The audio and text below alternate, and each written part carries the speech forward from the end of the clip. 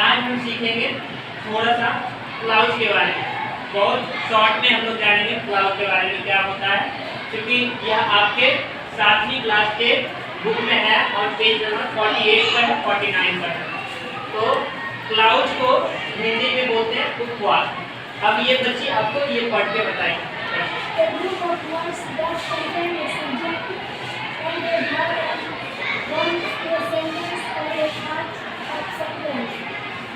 इन्होंने पढ़ा एक ग्रुप ऑफ वर्ड्स, मतलब शब्दों का एक समूह, ठीक है।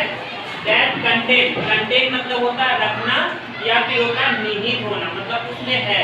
तो उसमें क्या होगा, एक सब्जेक्ट होगा और एक वर्ब होगा, ठीक है। एक सब्जेक्ट होगा, एक वर्ब होगा, और साथ ही साथ क्या करेगा, वह फॉर्म करेगा, मतलब बनाएगा या निर्माण करेगा, ठीक है। क्या बनाएगा, एक सेंटेंस बनाएगा।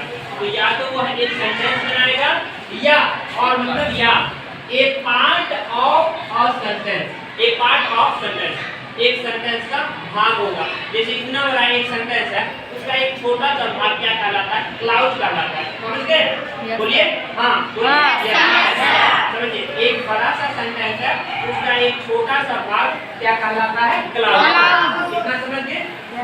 एक बड़ा सा सेंटेंस है, उसका एक छोटा सा भाग क्या कहलाता है, क्लाउड। अगर उसमें एक सब्जेक्ट हो और एक वर्ब हो तब कहलाएगा, ठीक है। ठीक से समझिए, एक बड़ा सा सेंटेंस है, उसका एक छोटा सा भाग क्या कहलाता है, क्लाउड। यदि उसमें क्या होना चाहिए, एक सब्जेक्ट हो और एक वर्ब हो। अगर उसमें एक सब्जेक्ट है और एक फाइनाइट वर्ब है तो वह क्या कहलाएगा, क्लाउड कहलाएगा, क्लाउड कहलाएगा, ठीक है। अब क्लाउड का यहाँ टाइप्स लिखे हैं, टाइप्स ऑफ क्लाउड 3 तरह के होते हैं। एक होता है मेन क्लाउड, उसी को बोलते हैं इंडिपेंडेंट क्लाउड, उसी को बोलते हैं प्रिंसिपल क्लाउड, हिंदी में इसको बोलते हैं मुख्य उपवाक्य, ठीक है।